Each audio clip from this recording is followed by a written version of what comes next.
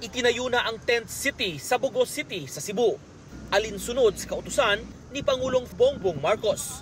Nakita ng Pangulo na hindi agad ma-relocate ang mga nawala ng tirahan dahil sa lindol, kaya't kailangan ang tent city.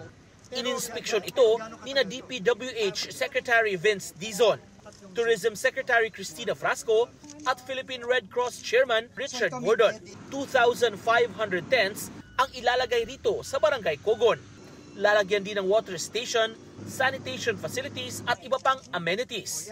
Mula Bugo, dumiretso ang mga opisyal sa bayan ng Midilien kung saan may itatayo ring tent city.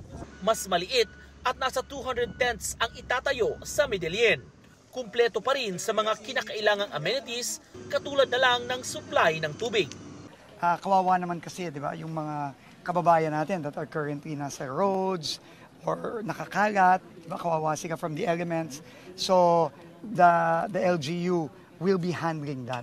It's a complete city practically. You have a medical, although the mayor already has not too far away from here, a health center. Yung mga triage, yung mga sumasakit kaagad siya, magagamot dito.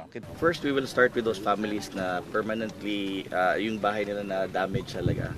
And then second po, we will also try to may report kasi second na yung sa Philvox, there was a new fault line.